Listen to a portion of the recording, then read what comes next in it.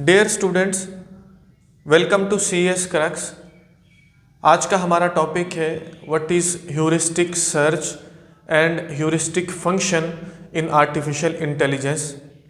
अगर word heuristic के meaning को हम समझें तो ह्यूरिस्टिक के उर्दू में मीनिंग है कयास, तखमीना या अंदाज़ा। इसी तरह से अगर हम हिंदी की बात करें तो ह्यूरिस्टिक हम हिंदी में बोलते हैं अनुमान को, और अगर ज़्यादा इजी इंग्लिश की अगर हम बात करें तो हम ह्यूरिस्टिक बोलते हैं गेस को। यहाँ पर इसके लिए वर्ड हम यूज़ करते हैं educated guess.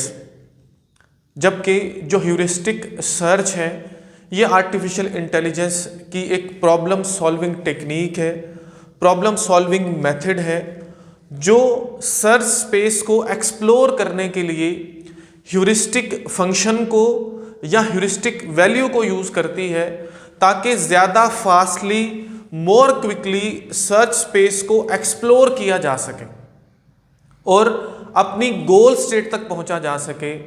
Mostly heuristic search technique को, ह्यूरिस्टिक सर्च मेथड को यूज़ किया जाता है जहां पर हमारे पास एग्जॉस्टिव सर्च होती है, एक जामे सर्च स्पेस होती है, एक बहुत बड़ी सर्च स्पेस होती है जहां हमको नोड्स को एक्सप्लोर करना होता है और हमें पहुंचना होता है हमारे गोल स्टेट तक।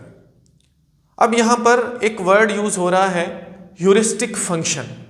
हमने बोला कि ज़्यादा क्विकली, ज़्यादा एफिशिएंटली, फास्टली सर्च स्पेस को एक्सप्लोर करने के लिए ये जो स्ट्रेटजी है, ये जो टेक्निक है ह्यूरिस्टिक सर्च, ये ह्यूरिस्टिक फंक्शन को यूज़ करती है, ह्यूरिस्टिक वैल्यू को यूज़ करती है। अब हमें ये समझना है कि ह्यूरिस्टिक फंक्शन क्या होता है। ह्यूरिस्टिक फंक्शन, जिसको मोस्टली H(n) से जो है वो डिनोट किया जाता है आर्टिफिशियल इंटेलिजेंस में। ह्यूरिस्टिक फंक्शन बेसिकली एक मैथमेटिकल फंक्शन है, एक मैथमेटिकल वैल्यू है जो क्या करती है, जो हमारी मौजूदा स्टेट से गोल स्टेट तक पहुंचने की जो लागत है, जो कॉस्ट है, जो डिस्टेंस है, उसका तखमीना हमें बताती है, उसका अंदाज़ा हमें बताती है। इसको हम एजुकेटेड गेस बोलते हैं, ताकि हम सभी पाथ्स को एक्सप्लोर करने की बजाय उस तखमीना की बेस पर, उस अंदाज़ा की बेस पर जो मोस्ट प्रॉमिसिंग पाथ है उस पर फोकस करें और बाकी का जो पाथ्स हैं उनको एक्सप्लोर नहीं करें। हम मोस्ट प्रॉमिसिंग पाथ पर मूव करते हैं और ज़्यादा फास्टली, क्विकली हम पहुंचते हैं हमारी गोल स्टेट पर। यह कहानी है ह्यूरिस्टिक फंक्शन की। तो ये सिंपल से दोनों के कॉन्सेप्ट्स हैं जो मैंने आपको बताए। अब मज़ीद डिटेल में इस कहानी को हम समझते हैं कि हम ह्यूरिस्टिक फंक्शन को यूज़ क्यों कर रहे हैं, हम ह्यूरिस्टिक सर्च को क्यों यूज़ कर रहे हैं। बेसिकली आर्टिफिशियल इंटेलिजेंस में सर्च स्पेस को एक्सप्लोर करने के लिए, प्रॉब्लम सॉल्विंग के लिए दो तरह की टेक्निक्स यूज़ होती हैं, इन्फॉर्म्ड सर्च टेक्निक और अनइन्फॉर्म्ड सर्च टेक्निक। अगर हम बात करें अनइन्फॉर्म्ड सर्च टेक्निक की तो उसमें हमने डिफरेंट सर्च एल्गोरिदम्स कवर किए हमारी प्रीवियस वीडियोस में, जहां हमने ब्रेथ फर्स्ट सर्च, इसी तरह से डेप्थ फर्स्ट सर्च और उसके नंबर ऑफ वेरिएंट्स जो हैं इन एल्गोरिदम्स के, उनको हमने कवर किया। फॉर एग्जांपल अगर हम ब्रेथ फर्स्ट सर्च की बात करें, ये है हमारे पास एक सर्च स्पेस। अगर हमको गोल नोड तक पहुंचना है तो जो ब्रेथ फर्स्ट सर्च है वो जितने भी नोड्स हैं इन सर्च स्पेस में उन सब को एक्सप्लोर करती है। फॉर एग्जांपल ये हमारी स्टार्ट नोड है और ये हमारी गोल नोड है। हम बात कर रहे हैं अनइन्फॉर्म्ड सर्च में ब्रेथ फर्स्ट सर्च की। तो अनइन्फॉर्म्ड सर्च उसमें होता कुछ यूँ है कि हमारे पास कोई एडिशनल इंफॉर्मेशन नहीं होती, कोई ह्यूरिस्टिक नहीं होता, वहाँ पर जो है रूल ऑफ थंब नहीं होता। यहाँ पर मैंने वर्ड लिखा हुआ है rule of thumb. Rule of thumb का मतलब होता है कोई स्पेसिफिक मेजरमेंट नहीं, बल्कि हम हमारे मुशाहिदे की बेस पर, हमारे अंदाजे की बेस पर, हम हमारे तजर्बे की बेस के ऊपर जो है कोई काम क्विकली परफॉर्म करते हैं, उसको रूल ऑफ थंब बोला जाता है। इसमें कोई हमारे पास पर्टिकुलर मेजरमेंट नहीं होती, हम हमारे तजर्बे, हमारे मुशाहिदे की बेस के ऊपर जो है एक अंदाज़ा लगाते हैं, एक गैस लगाते हैं और उसकी बेस के ऊपर किसी काम को करना स्टार्ट करते हैं ताकि हम उसको क्विकली परफॉर्म कर सकें। अब जो अनइन्फॉर्म्ड सर्च है उसमें कोई भी एडिशनल इंफॉर्मेशन नहीं है, प्रेयर इंफॉर्मेशन नहीं है। हमने अगर हमारे स्टार्ट नोड से गोल नोड तक पहुंचना है तो गोल नोड तक पहुंचने तक जितनी भी नोड्स हैं हम उन सभी नोड्स को एक्सप्लोर करते हैं। जब हम उन सभी नोड्स को एक्सप्लोर करते हैं तो सबसे बड़ा जो इशू यहाँ पर आता है वो आता है टाइम कम्प्लेक्सिटी का। अगर हम ब्रेथ फर्स्ट सर्च की बात करें तो इसकी जो टाइम कम्प्लेक्सिटी है वो है order of b of d, जहाँ पर जो बी है, बी का मतलब होता है ब्रांच फैक्टर, और डी हम बोलते हैं डेप्थ को। ये सारी कहानी हम हमारी प्रीवियस वीडियोस में पढ़ चुके हैं, चलो एक दफ़ा रिकॉल कर लेते हैं। ब्रांच फैक्टर का मतलब होता है कि किसी भी जो नोड है उसमें मैक्सिमम कितने चाइल्ड नोड निकल रहे हैं, वो ब्रांच फैक्टर होता है। जैसे अगर हम इसकी बात करें तो यहाँ पर ब्रांच फैक्टर 2 है, और डेप्थ बोलते हैं लेवल्स को, जैसे ये लेवल 0 है, लेवल 1 है, लेवल 2 है और लेवल 3, कुछ इस तरह से। अगर हमारे पास जो है ब्रेथ फर्स्ट सर्च को, अनइन्फॉर्म्ड सर्च को हम यूज़ कर रहे हैं, जहाँ पर कोई भी ह्यूरिस्टिक नहीं है, कोई ह्यूरिस्टिक फंक्शन हम यूज़ नहीं कर रहे, तो उसके लिए बहुत ज़्यादा टाइम वेस्ट होता है, क्योंकि हमने हर नोड तक पहुंचना है। हमने गैस को फाइंड करते हुए जितने भी पॉसिबल पाथ्स हैं हम वहां तक पहुंचने की कोशिश करते हैं। जबकि जो ह्यूरिस्टिक सर्च है या जिसको हम इन्फॉर्म्ड सर्च टेक्निक बोलते हैं, ये क्या करती है, ये ह्यूरिस्टिक फंक्शन को यूज करती है। ये एक अंदाजा, एक आप बोल सकते हो एजुकेटेड गेस को यूज कर रही है। वो हमें ये बताता है, फॉर एग्जाम्पल अंदाजा समझने के लिए वो ये बताता है कि ये जो पाथ है ये यहां तक पहुंचने के लिए शॉर्टकट पाथ है। तो हम क्या करते हैं, हम प्रॉमिसिंग पाथ की तरफ फोकस करते हैं। हम इसको छोड़ देंगे, हम इन नोड्स को छोड़ देंगे, हम इस प्रॉमिसिंग पाथ पर मूव करेंगे। जब हम इसके ऊपर मूव करेंगे तो ऑटोमेटिकली हमारा जो टाइम है वो कम खर्च होगा, हम क्विकली हमारी गोल नोड तक पहुंच जाएंगे, गोल स्टेट तक पहुंच जाएंगे। तो ये इसका फायदा है। अब जैसे ही हमने ह्यूरिस्टिक फंक्शन को यूज किया, उस वैल्यू को यूज किया जो हमने अंदाजा लगाया था, जो हमने गेस या अनुमान लगाया था, तो जो बाकी की सर्च स्पेस है वो ऑटोमेटिकली छूट गई। मतलब हमारी जो सर्च स्पेस है वो ही कम हो जाती है इससे। So this is called heuristic search and heuristic function. अब ह्यूरिस्टिक फंक्शन है क्या, इसको क्यों इस्तेमाल करते हैं, इसकी तो बात हमने समझ ली। अब इसको कैसे हम वो वैल्यू जो है, वो जो मैथमेटिकल फंक्शन है, इसको कैसे हम काउंट करते हैं, हम अंदाज़ा कैसे लगाते हैं। तो इस बात को याद रखना है कि ये वेरी करता है according to the solution, according to the search space. तो नंबर ऑफ टेक्निक्स हैं, नंबर ऑफ वेज हैं जिसकी मदद से हम जो है वो ह्यूरिस्टिक फंक्शन जो अंदाज़ा है हमारा, जो एजुकेटेड गेस है उसको निकालते हैं, जिसमें पाथ फाइंडिंग के लिए डिफरेंट वेज होते हैं। अगर हम एग्जाम्पल लें जो 8 पजल गेम है, जो चेस है, अगर हम उसका एग्जाम्पल लें तो उसमें डिफरेंट मेथड्स हैं इस ह्यूरिस्टिक फंक्शन के लिए। तो हम इस पूरी कहानी को समझने के लिए अभी हम यूज़ कर रहे हैं एक एग्जाम्पल।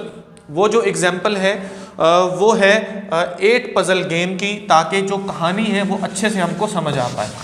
तो मैं इसको अरेज करके एक 8 पजल गेम को मैं ड्रॉ करता हूँ ताकि इस पूरे कॉन्सेप्ट को हम अच्छे से समझ पाए। 8 पजल प्रॉब्लम को मैंने यहाँ पर ड्रॉ किया हुआ है। ये है हमारे पास स्टार्ट नोड और ये है फॉर एग्जांपल हमारे पास गोल नोड।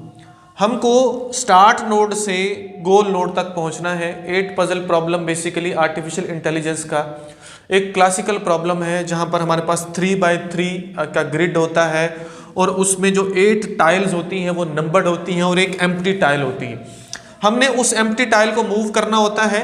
हम उसको अपवर्ड मूव कर सकते हैं, डाउनवर्ड मूव कर सकते हैं, राइट साइड पर मूव कर सकते हैं, लेफ्ट साइड पर मूव कर सकते हैं, और हमको उस एम्प्टी जो टाइल है उसको मूव करते हुए अपनी गोल नोड तक पहुंचना होता है। ठीक है, आपको पता है ये सारा, आप लोगों ने ये देखी भी होंगी, मोस्टली टॉय शॉप पर मिलती हैं।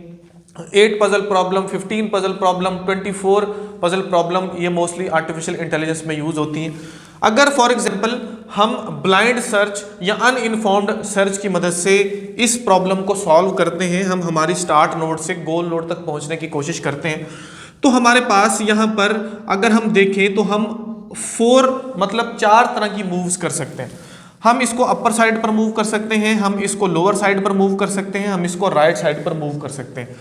करंट सिचुएशन या करंट नोड या करंट स्टेट पर हम इसको 3 साइड्स पर मूव कर सकते हैं, लेकिन हम इसको चारों साइड पर भी मूव कर सकते हैं अगर ये स्पेस दरमियान में होती। ठीक हो गया। तो जो बात मैं आपको समझाना चाह रहा हूँ, तो जो अनइन्फॉर्म्ड सर्च है, या अगर हम इसको ब्रेथ फर्स्ट सर्च की मदद से सॉल्व कर रहे हैं इस प्रॉब्लम को, तो उसका जो टाइम कम्प्लेक्सिटी है वो है ऑर्डर ऑफ b की पावर d।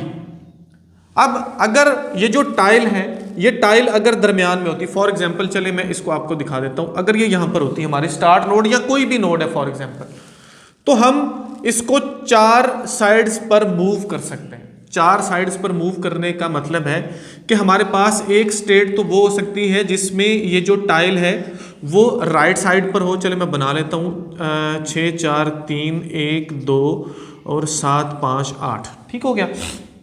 इसी तरह से एक स्टेट वो हो सकती है जिसमें हमने उसको लेफ्ट साइड पर मूव किया हो, एक स्टेट ऐसी हो सकती है जिसमें हमने उसको डाउनवर्ड मूव किया हो, और एक स्टेट हो सकती है जिसमें हमने जो टाइल है एम्प्टी टाइल उसको जो है वो लेफ्ट, मतलब चारों साइड्स पर हम मूव कर सकते हैं। जो चीज़ मैं समझाना चाह रहा हूँ वो ये है कि यहाँ पर जो ब्रांच फैक्टर है वो कितना आ रहा है जी, 1 2 3 4, मैक्सिमम 4 जो है वो ब्रांच फैक्टर हो सकता है।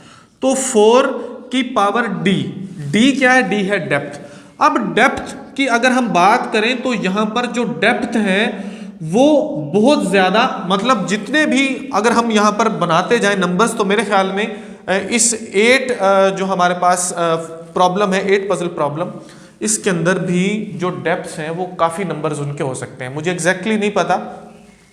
अब अगर हम डेप्थ की यहां पर फॉर एग्जाम्पल मैं यहां पर 9 तक इसकी डेप्थ लिखता हूं, एग्जैक्टली मुझे नहीं पता। अगर हम यहां तक इसको लिखते हैं तो जो टाइम कंप्लेक्सिटी है वो हमारी बहुत ज्यादा बढ़ जाती है, बहुत ज्यादा बढ़ जाती है, ठीक हो गया। तो इस प्रॉब्लम को हम ह्यूरिस्टिक सर्च की मदद से भी जो है वो सॉल्व कर सकते हैं, जहां पर हम ह्यूरिस्टिक फंक्शन को यूज करते हैं। ह्यूरिस्टिक फंक्शन क्या करेगा, वो हमको एक अंदाजा बताएगा, वो हमको एक, आप बोल सकते हो एजुकेटेड गेस देगा कि आप क्या करो, आप इस नोड पर मूव करो, आप इस नोड पर मूव करो, ताकि आप कम वक्त में फास्टली क्विकली पहुंच सको कहां पर, अपनी गोल नोड तक। तो उसके लिए डिफरेंट मेथड्स हैं, जैसा कि मैनहट्टन मेथड है, डिफरेंट मेथड्स हो सकते हैं, लेकिन आसानी से इस कहानी को समझने के लिए हम यहाँ पर मिसप्लेस टाइल्स वाले कॉन्सेप्ट को समझते हैं। अब मिसप्लेस टाइल्स वाले कॉन्सेप्ट क्या है, इसको थोड़ा सा आपने समझना है। फॉर एग्जाम्पल ये है मेरी स्टार्ट नोड, ये है मेरी गोल नोड। हमने ये जो हमारे पास नंबर्ड टाइल है इनको कंपेयर करना है। हम कंपेयर ये करते हैं कि हमारे पास अगर हम देखें यहां पर कितनी टाइल्स ऐसी हैं जो मिसप्लेस्ड हैं। पहली टाइल मिसप्लेस्ड है, ठीक है, यहां पर 1 लिख लिया। दूसरी टाइल मिसप्लेस है, ठीक है। तीसरी अपनी जगह पर है, ओके हो गया। चौथी टाइल मिसप्लेस है, ठीक हो गया। और इसी तरह से ये जो हमारे पास 5th नंबर वाली टाइल है ये भी मिसप्लेस है, 6 वाली भी मिसप्लेस है, ये भी मिसप्लेस है, ये भी मिसप्लेस है। मिसप्लेस का मतलब है ये, मतलब हम इसको मैच कर रहे हैं हमारी गोल नोड के साथ। ये वाली जो है हमारे पास जो है ये अपनी जगह पर है। तो यहाँ पर ये जो हमारा ये नोड है, इस नोड और इस नोड को जब हमने कंपेयर किया तो हमने ये फाइंड आउट किया कि हमारे पास 4 ऐसी टाइल्स हैं जो कि मिसप्लेस्ड है, मतलब वो गोल नोड से मुताबिकत नहीं रखती, उसके बिल्कुल मैच नहीं हो रही। इसी तरह से जब हमने फर्दर वो जो हमारे पास नेक्स्ट लेवल था, जब हम नेक्स्ट लेवल पर गए, हमने इस एम्प्टी टाइल को मूव किया, जैसे कि यहाँ पर हमने मूव किया है इसको राइट साइड पर। अगर मैं इसको लेफ्ट साइड पर मूव करता हूँ तो हमारे पास ये बनता है जी 6 4 3 1 2 7 5 8। अगर मैं इसको अपर साइड पर मूव करता हूँ तो यहाँ पर आ जाता है 4 6 3 2 1 7 5 8। इसी तरह से अगर मैं इसको डाउनवर्ड मूव करता हूँ, ये हमारी स्टार्ट नोड है, इसको हम कर रहे हैं जी, तो यहाँ पर आ जाता है 5 6 4 3 2 1 7 और 8, कुछ इस तरह से। अब ये मेरे पास 4 नोड्स हैं। हम बात कर रहे हैं ह्यूरिस्टिक फंक्शन की, कि वो कैसे हमको जो है एक अंदाजा देता है। तो अंदाजा हम कैसे लगा रहे हैं इसको समझिए। हम यहाँ पर इन सभी टाइल्स को मैच करेंगे हमारी गोल नोड के साथ, ठीक है। गोल नोड के साथ हमने मैच करना है। फॉर एग्जांपल ये जो हमारे पास ये नोड था, इसमें जो मिसप्लेस टाइल्ड है वो 4 हैं। वैसे ही मैं आपको समझाने के लिए ये लिख रहा हूँ। इसमें 5 है, इसमें 2 है, इसमें फॉर एग्जांपल 1 है। तो हमारे पास एक अंदाजा हमको मिल गया कि अगर हम इस नोड को चूज करेंगे तो हम जल्दी हमारी गोल नोड तक पहुंच सकते हैं। कुछ इस तरह से हमने आगे इसको लेकर मूव करना है। फिर नेक्स्ट लेवल में हम फिर से जो मिसप्लेस्ड टाइल्स हैं उनको हम मैच करते हैं। तो जहां पर मिसप्लेस्ड टाइल्स कम होंगी, हम उस मतलब उस स्टेट से गोल स्टेट तक पहुंचने के लिए इट मीन्स वो कम से कम लागत है, हम उसको चूज करते हैं। कुछ इस तरह से कहानी चलती है। ये एक पर्टिकुलर एग्जाम्पल है। इसी तरह से जो पाथ फाइंडिंग है वहाँ पर डिफरेंट वे हो सकता है। इसी तरह से इसके लिए भी डिफरेंट वेज हैं, मतलब ये वेरी करता है according to the solution, according to the problem. मैं बेसिकली आपको एक कॉन्सेप्ट देना चाह रहा था कि ह्यूरिस्टिक फंक्शन ऐसे होता है, मतलब वो जो अंदाज़ा हम लगाते हैं, एक एजुकेटेड गेस जो हमको मिलता है वो कुछ इस तरह से मिलता है। होपफुली आपको कॉन्सेप्ट जो है वो समझ आया होगा। नेक्स्ट जब हम डिफरेंट एल्गोरिदम्स इसके सॉल्व करेंगे ह्यूरिस्टिक सर्च के, तो कहानी मज़ीद हमको अच्छे से समझ आ पाएगी। बेसिकली उन्हीं एल्गोरिदम्स को समझने से पहले ये प्री रिक्विजिट है, हमको ये कॉन्सेप्ट पता होगा, तभी हम फर्दर उन एल्गोरिदम्स को समझ पाएंगे जहां पर हम हिल क्लिम्बिंग, इसी तरह से A star algorithm, best first search, ये सारे एल्गोरिदम्स कवर करेंगे। वीडियो अगर आपके लिए हेल्पफुल है तो प्लीज़ इसको लाइक ज़रूर कीजिए, चैनल को सब्सक्राइब ज़रूर कीजिए और दूसरों के साथ शेयर ज़रूर कीजिए। Thank you so much.